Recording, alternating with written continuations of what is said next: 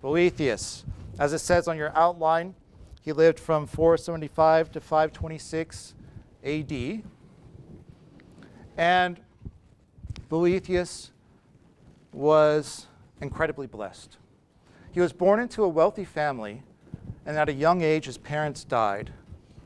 And as luck would have it, another wealthy family adopted him, gave him the best education money could buy.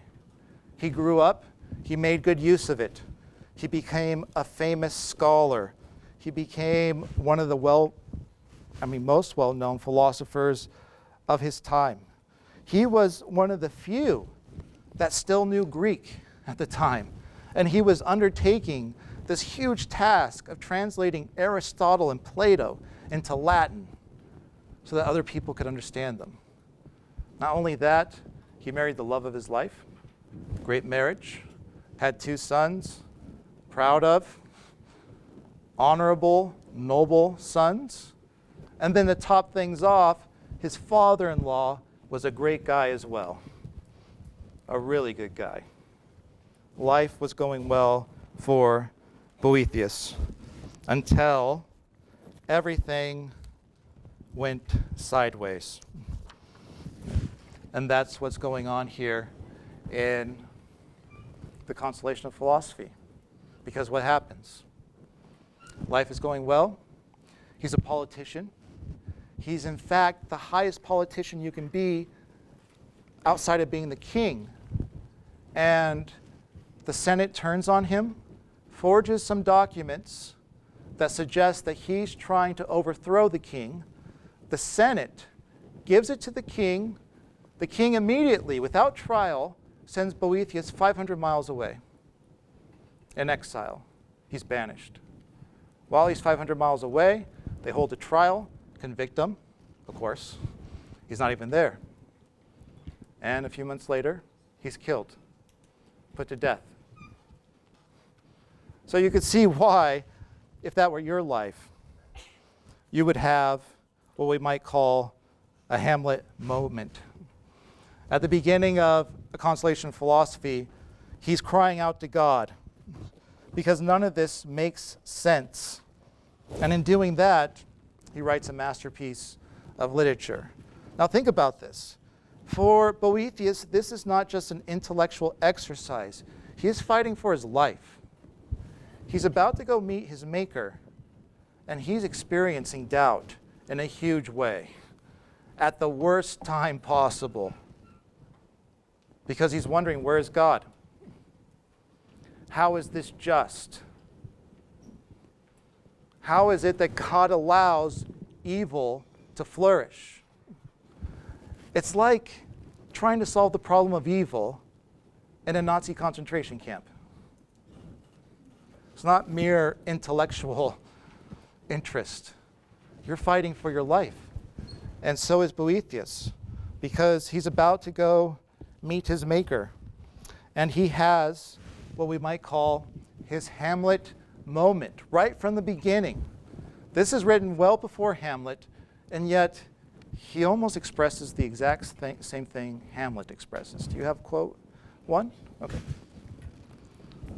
Yes.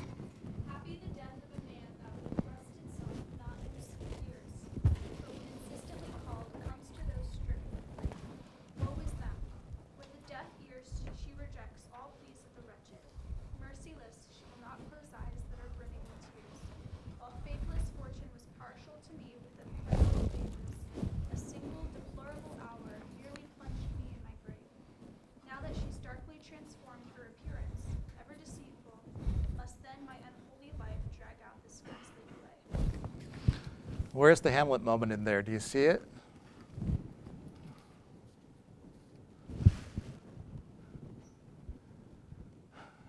Now that she's darkly transformed her appearance, ever deceitful, must then my unholy life drag out this ghastly delay.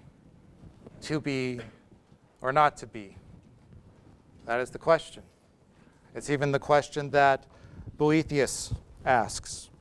He cries out to God, and he pleads to be consoled at the beginning of the Constellation of Philosophy.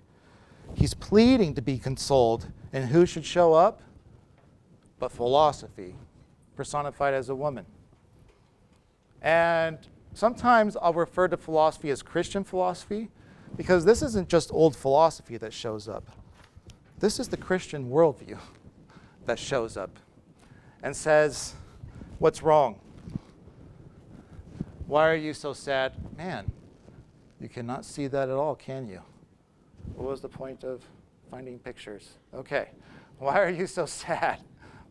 And Boethius takes offense at first. Philosophy shows up. Why are you crying? And Boethius says, you've got to be kidding me. You should know. You got me into this mess. How?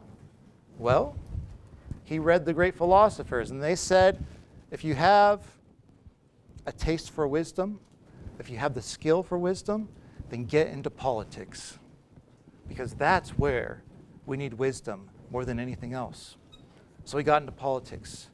He spent his time defending the poor and the weak over the rich and powerful. In fact, he spent most of his time helping the Senate against a king, Theodoric, who was a barbarian, illiterate. He was just out of control and unhinged. And the Senate turns on him. Why? They got tired of his goodness.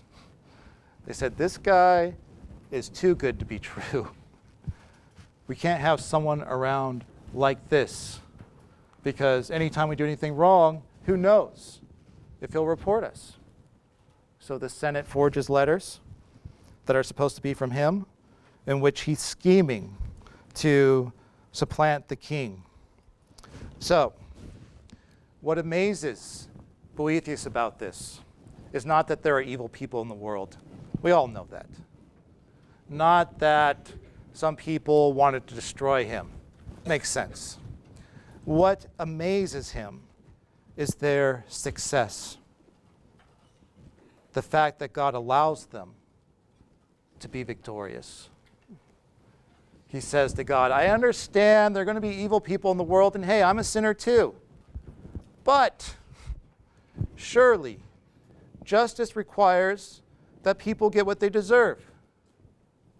And what's going on here is I'm being treated, or I'm getting the punishment of someone who's grossly wicked. And the men who sent me here, who were doing something horribly wrong, are receiving the rewards. It's called the problem of God's justice. It's a different problem than the problem of evil. It's okay, yeah, there's evil in the world. But why does God allow it to be distributed the way he does? That's what Boethius can't understand.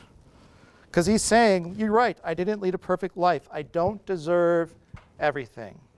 But when you look at how I'm being treated, when you look at the fact that I've been ripped away from my family, and that I'm being sentenced to death, that I will die soon, who is this appropriate for except the people who sent me here to begin with? And they're the ones that are enjoying all the benefits.